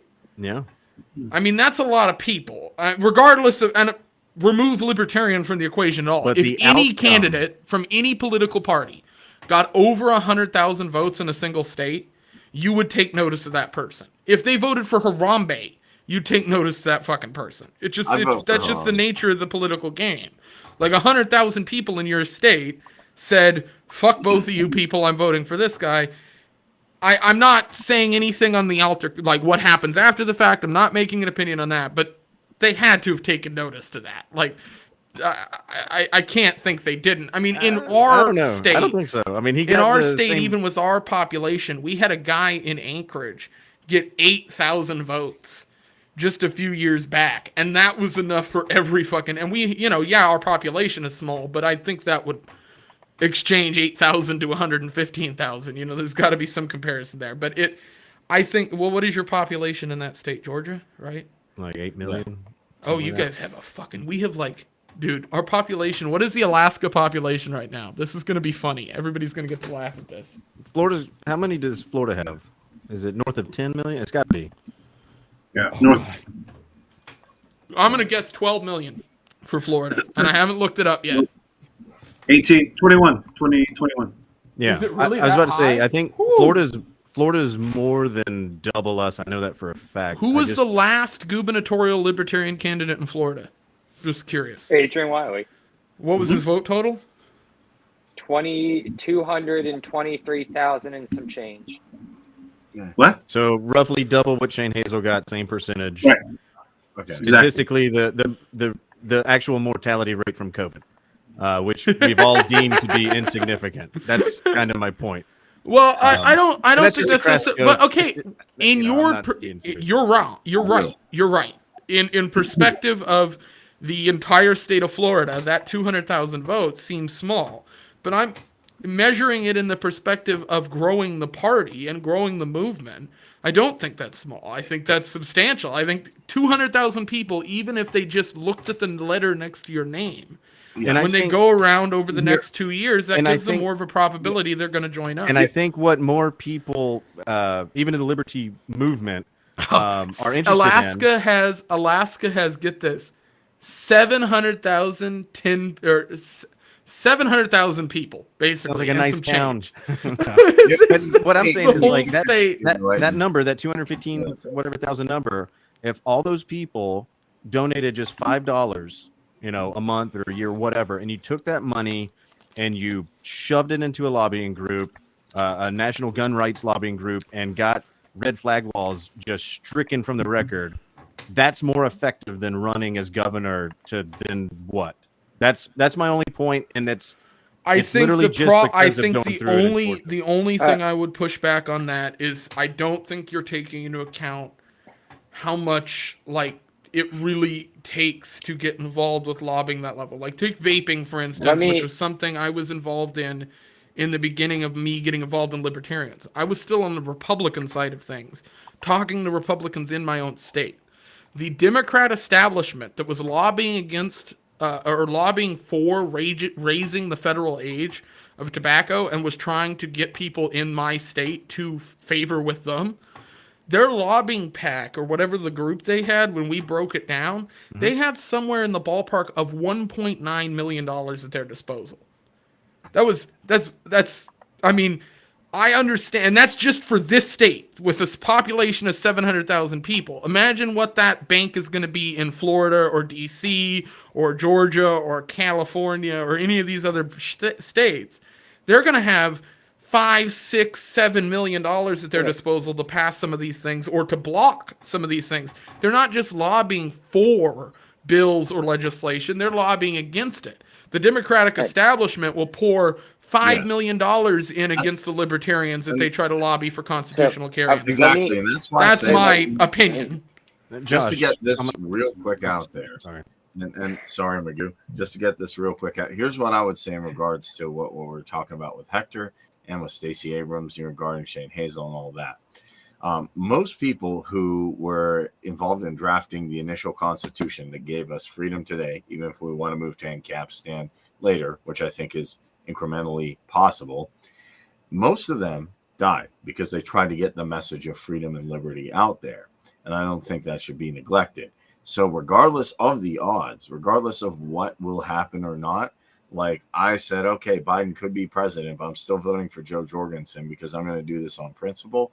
And I think it's the right thing to do. And even if some people say, okay, fine, you could have bad outcomes, this could happen. I think we still need to stand on principle and do the right thing, even if it doesn't end up in the desired outcome that we want, because we're sending a message to people in this generation and future generations that regardless of numbers or regardless of bad possibilities, I'm going to stand up and do the principle thing. That's why Ron Paul is so popular. And just to quote Captain America, it doesn't matter what the press says. It doesn't matter what the politicians or the mob say, these lobbyists. It doesn't matter if the whole country decides something wrong is something right. Everybody's supporting our flag laws. This nation was founded on one principle. Above all else, the requirement that we stand up for what we believe, no matter what the odds or the consequences. So when the mob, the press, the whole world tell you to move, your job is to plant yourself like a tree next to the river of truth and tell the whole world, no, you move. So plant yourself like a tree next to the river of truth and actually say, you move. Regardless, get that Ron Paul energy. I mean, go to the gym, do like 10 pull-ups, 10 push-ups, watch some Ron Paul stuff, get out there for Hector, get out there for shit. This wasn't quick at all.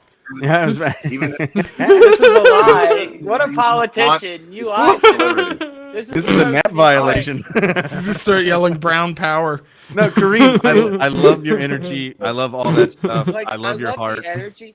But it's just a matter of do the right thing, man. Well, that's the thing is what is the right thing?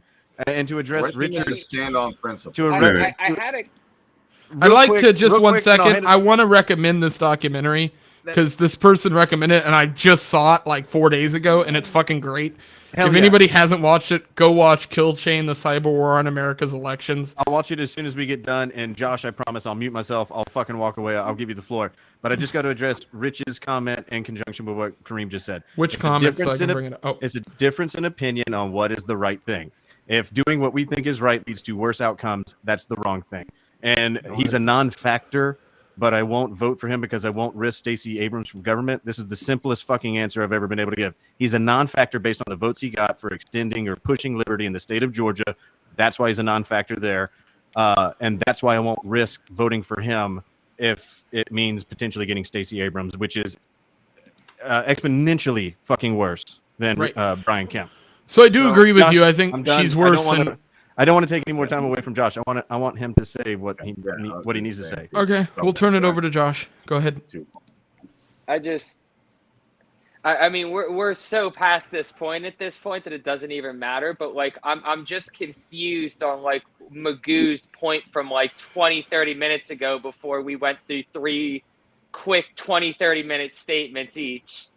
Was so basically what, my question is what is our reward if the LP decides, hey, we're not going to pump money into cans. We're going to pump it into our lobby group. We're going to push all this money and we're going to get constitutional carry passed, because the LP or the PAC or the lobbyists don't actually pass constitutional carry. It's the legislature that we're buying.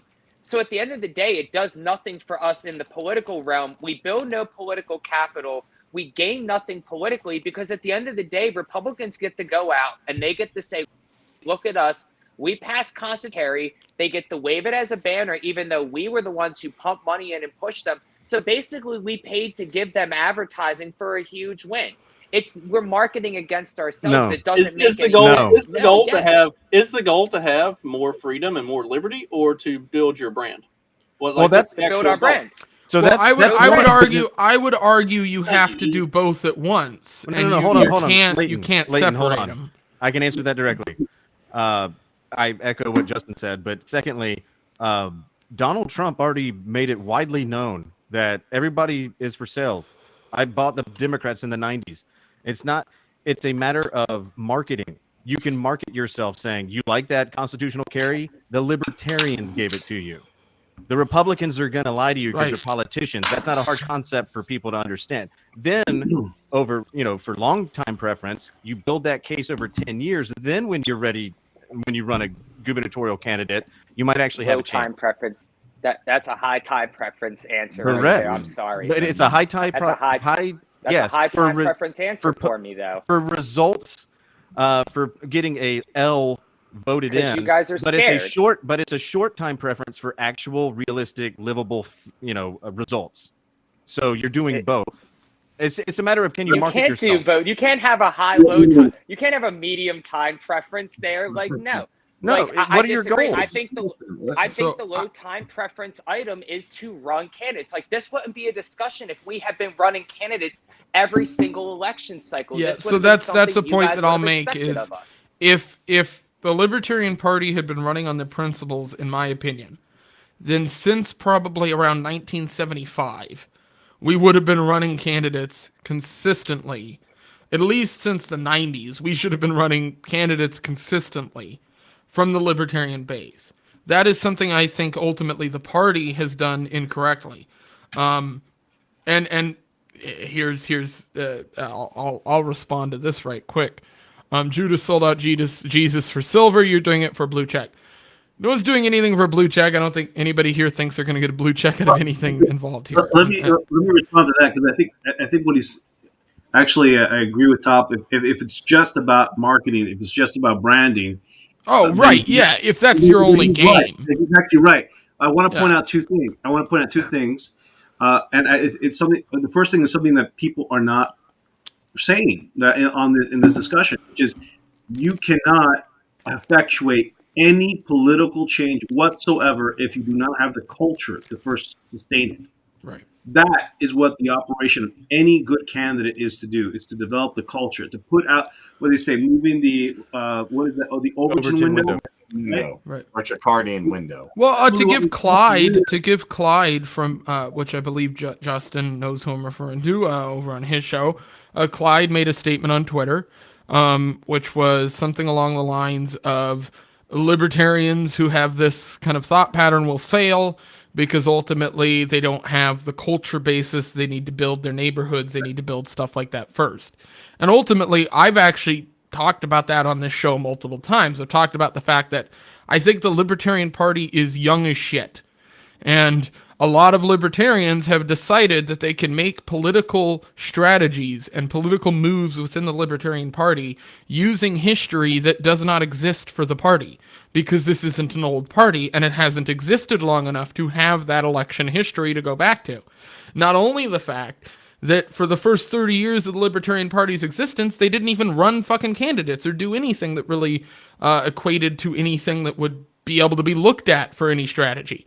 So every libertarian politician who runs is building the political attributes and things that will be looked at in the past by other future candidates as the way to run their political candidacies.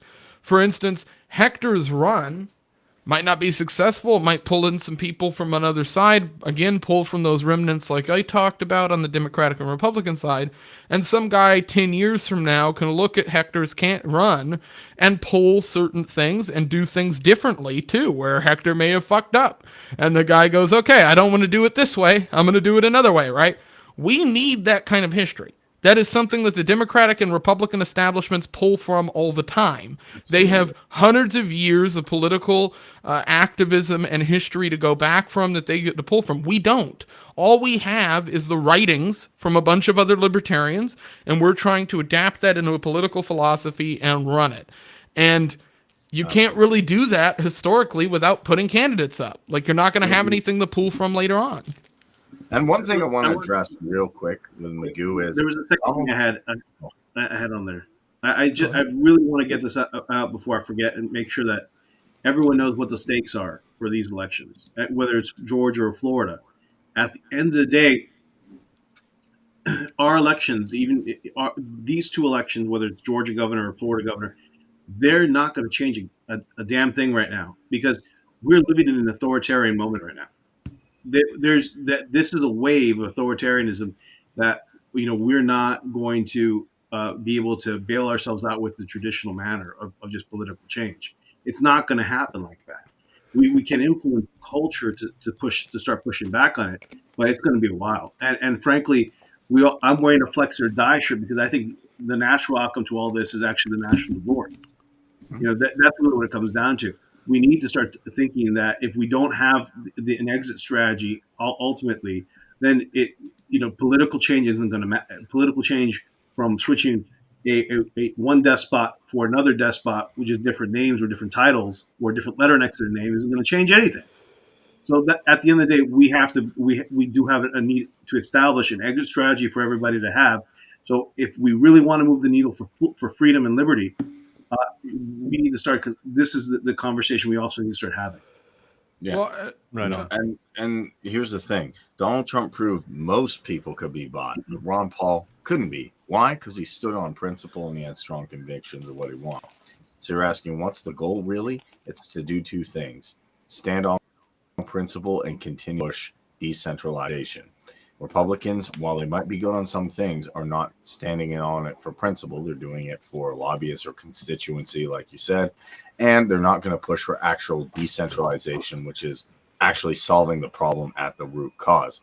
So you can get a Republican to put a Band-Aid on something or to give you a pill like a doctor would, but if you actually want a cure, you have to stand on principle and work towards decentralization, even if it takes a long time. And yeah, we should have ran candidates back in the 90s, 80s, even when Nolan Rothbard started, but we didn't. Now we need to make up for lost time because we just got the party. So Hector, go for it. Shane, I say go for it. Regardless, let's stand on principle and get the job done. So I want to say one thing is that, when I talked about earlier on the show, I talked about like the principle of it all and tying that into the historical stuff that I talked about before, where if the only thing we have historically to go back to as a party is the principles that we've built up from figures that we pick out of the party and enjoy, We think they have a good message, or whatever the case may be.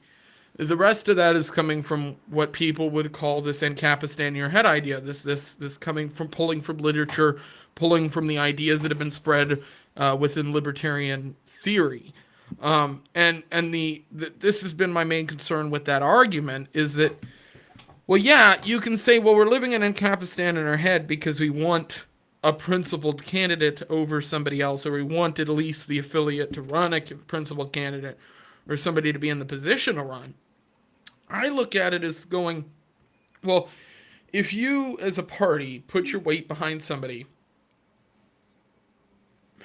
regardless of 50%, 20%, 10% of their values being outside of the wheelhouse of libertarianism, and I'm not talking outside of the wheelhouse as some abstract ideas. I'm talking about simply our planks, our actual beliefs as a party. I don't care if somebody, again, this is the idea, like, okay, you have a libertarian candidate who's openly a bigot, right? Well, this was the idea that Angela McArdle got asked in the interview for Reason, where she says, well, no, the libertarian stance is that those people are allowed. Like, we don't take a stance against that. That's not how the party works. In the same way, you can have somebody that's great on war, that's great on all these things, that comes over to the Libertarian Party, who might not be good on economics, who might not be good on all these issues, but they're still great. And I think that's been lost a lot when we talk about, like, principles. It's just like, well, principles are important, but they're important to take into reality, right? That's when you get into the Ancapistan your head sides, where you take those principles to their maximum extent and you say, well, we can't talk to anybody who is holds these opinions, right? I don't believe in that at all. But I do think there's something to be said about having some fortitude when we decide who we're going to put up, who we're not going to support. And I think not running a candidate, in some cases, is in some way a support of somebody. I know some people don't look at it that way, but it is to some people within the parties in the states. Let it not be said. And I'll just say this, just to kind of bookend my thing, and then after this, I'm pretty much done. Yeah, we'll close it out.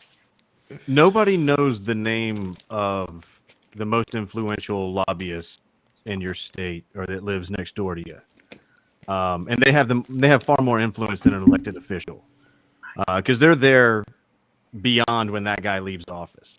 So my argument is that you can affect actual change that way. Quicker, low time preference, than you can eventually getting a libertarian to win a state governorship, which is very high time preference. That was my point from earlier.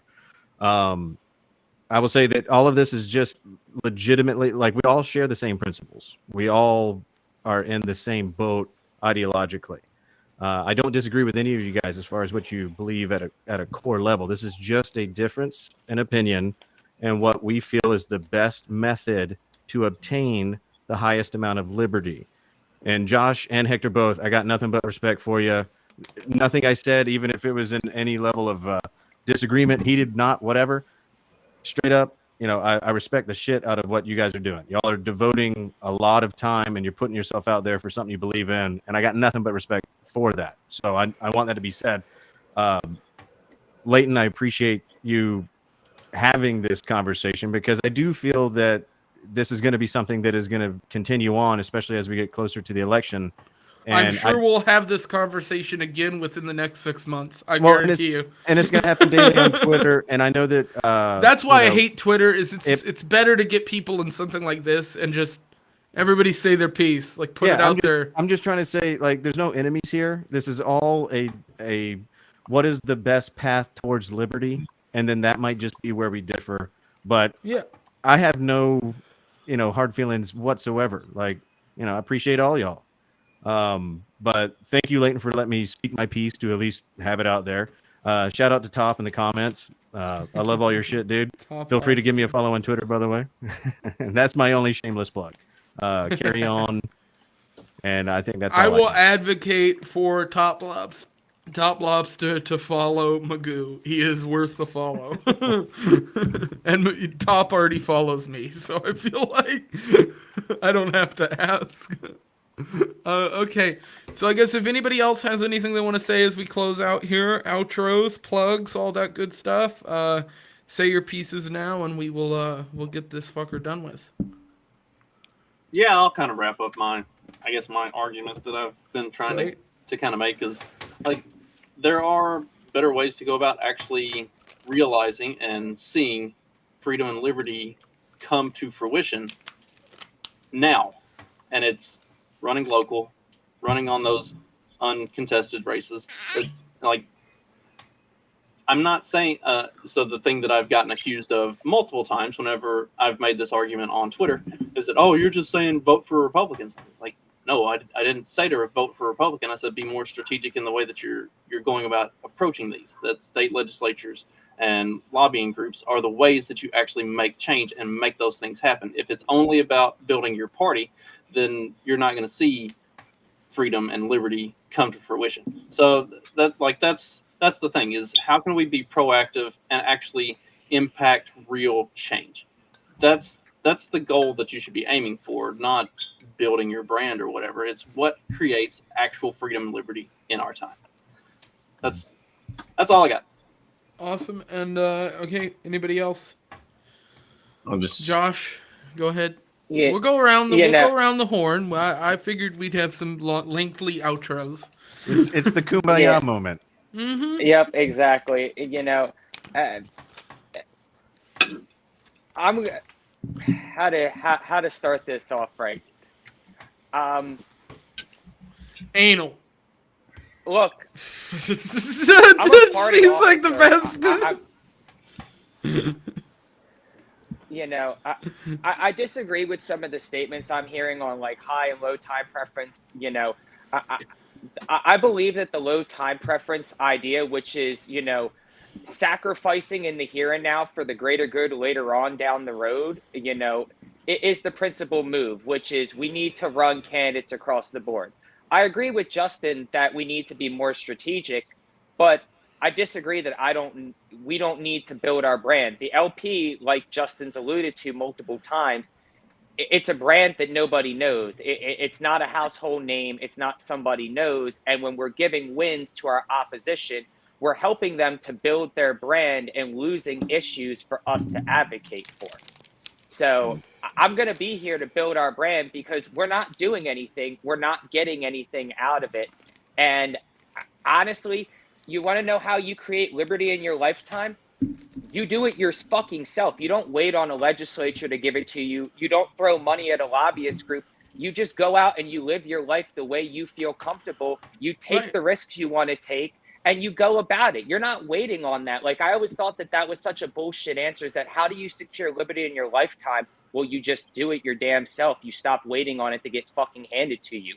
Like, stop living in fear of legislatures and politicians and my country, state, county, local municipality is going to be like this because this person is in charge, because clearly you've accepted that there's a level of tyranny that you're willing to accept. And if that's what you're willing to do, it's cool. But I live in a very blue area. I live in one of the bluest areas in probably the entire country. And I live in Florida nonetheless.